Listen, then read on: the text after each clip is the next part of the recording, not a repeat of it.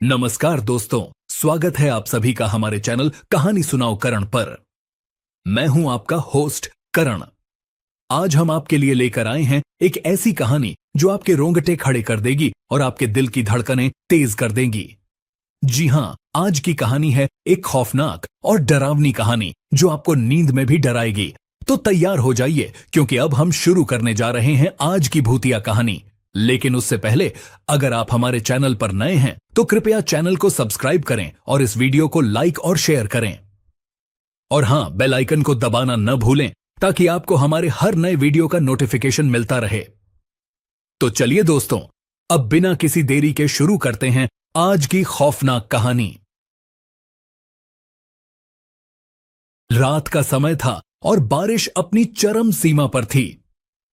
शहर के एक कोने में स्थित पुरानी हवेली अपनी भयानक कहानियों के लिए मशहूर थी।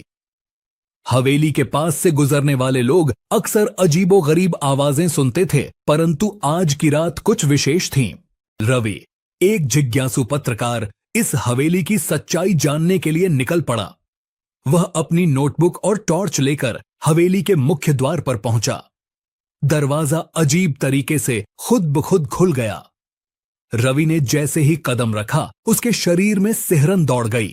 हवेली के अंदर घना अंधेरा था और दीवारों पर लगी पेंटिंग्स डरावनी और जीवंत लग रही थीं। जैसे ही रवि ने टॉर्च की रोशनी आगे बढ़ाई, उसे एक पुराने ग्रैंडफादर क्लॉक की टिक टिक सुनाई दी।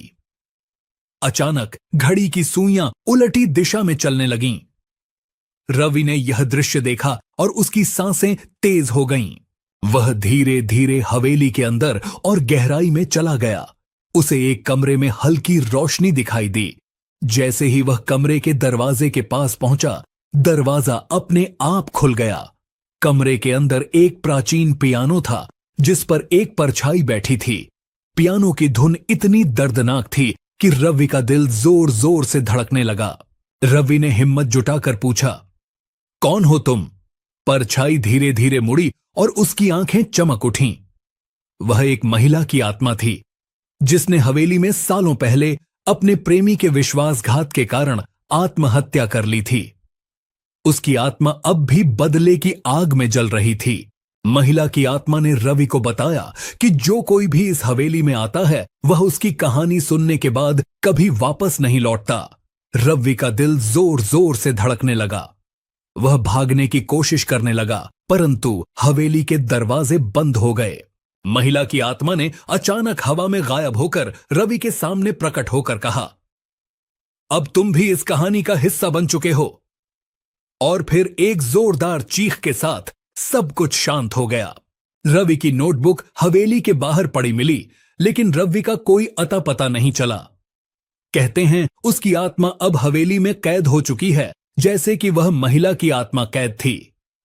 शहर में अब भी हवेली की भयावह कहानियों का डर बना हुआ है और कोई भी वहां जाने की हिम्मत नहीं करता। कुछ सालों बाद एक और जिज्ञासु पत्रकार सुमित हवेली की सच्चाई जानने के लिए पहुंचा। जैसे ही उसने दरवाजे पर कदम रखा, उसे रवि की आवाज सुनाई दी, भाग जाओ इससे पहले कि बहुत देर हो जाए। सुमित के चेहरे पर भय का रंग छा गया और उसने तुरंत वहां से भागने की कोशिश की, लेकिन दरवाजे खुद ब खुद बंद हो गए। हवेली की भयानक कहानी का एक और अध्याय शुरू हो गया।